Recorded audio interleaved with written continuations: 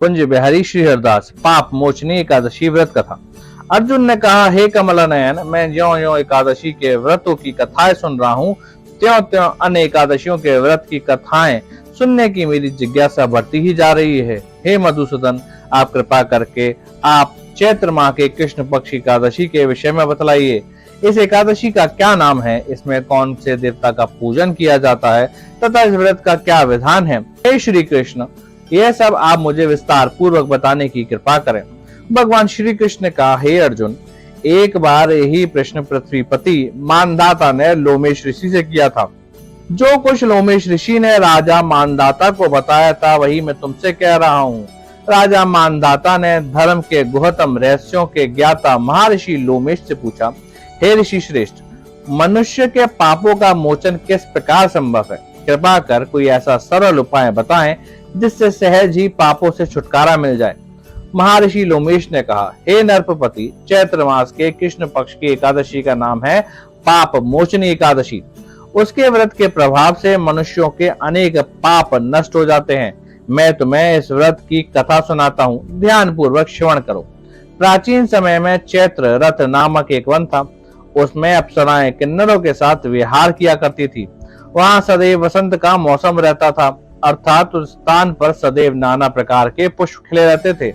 कभी गंधर्व कन्या विहार किया करती थी तो कभी स्वयं देवेंद्र अन्य देवताओं के साथ क्रीड़ा किया करते थे। उसी वन में मेधावी नामक एक ऋषि भी तपस्या में लीन रहते थे। वह भगवान शिव के अनन्य भक्त थे। एक दिन मंजू घोषा नामक एक अप्सरा ने उनको मोहित कर उनकी निकटता का लाभ उठाने की चेष्टा की। इसलिए वह कुछ दूरी पर बैठ वीणा बजाकर मधुर स्वर में गाने लगी। उसी समय शिव भक्त महर्षि मेधावी को कामदेव भी जीतने का प्रयास करने लगे।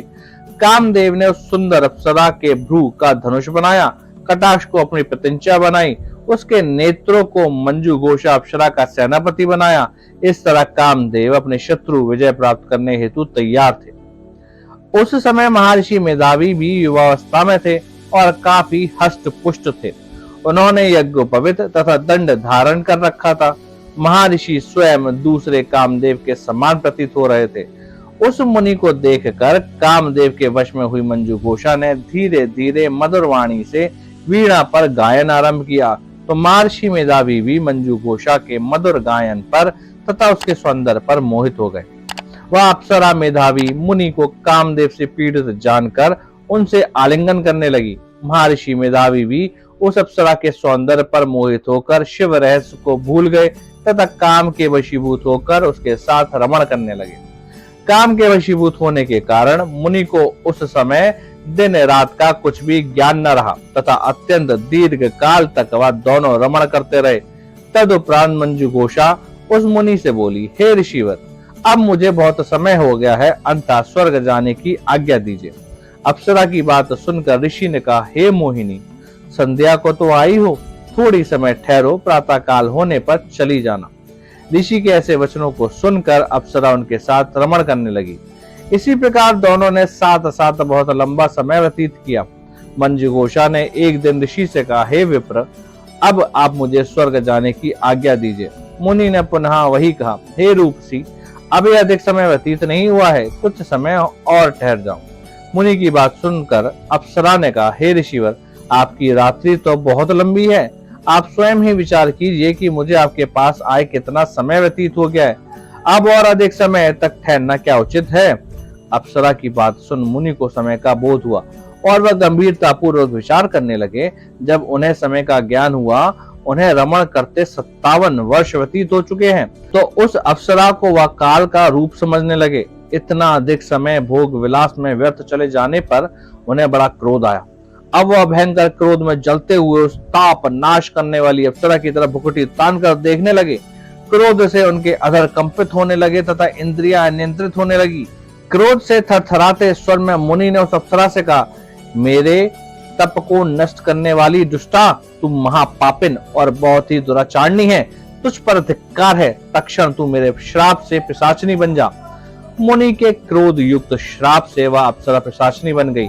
यह देख वह व्यथित होकर बोली, हे ऋषिवर, अब मुझ पर क्रोध त्याग कर प्रसन्न होइए, कृपा करके बताइए कि श्राप का निवारण किस प्रकार होगा। विद्वानों ने कहा, साधुओं की संगत उत्तम फल देने वाली होती है।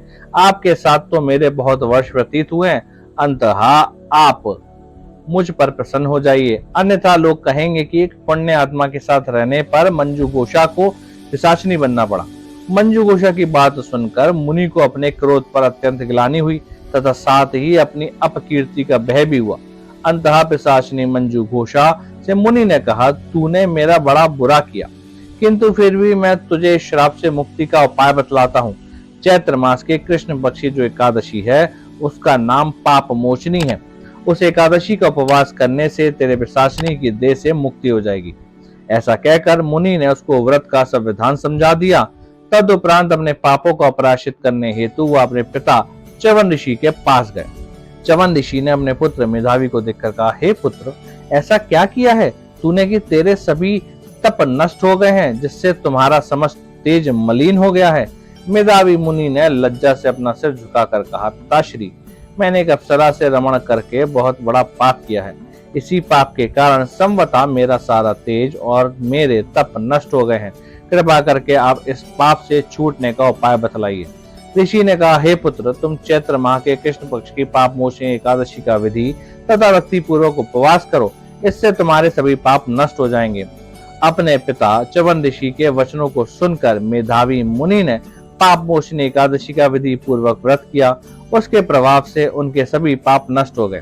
मंजू घोषा अप्सरा भी पाप मोचनी एकादशी का उपवास करने से पिशाचिनी की देह से छूट गई और पुनः अपने सुंदर रूप धारण कर स्वर्गलोक चली गई। लोमेश मुनि ने कहा, हे राजन, इस पाप मोचनी एकादशी के प्रभाव से सब पाप नष्ट हो जाते हैं।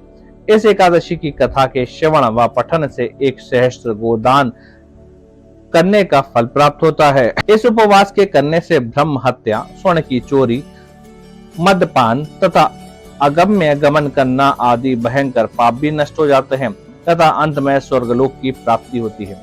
ऐसे ही दिव्य कथा को सुनने के लिए वीडियो को लाइक करें, चैनल को सब्सक्राइब करें, बेल आइकन दबाएं, कमेंट करें। जय श्री हरि।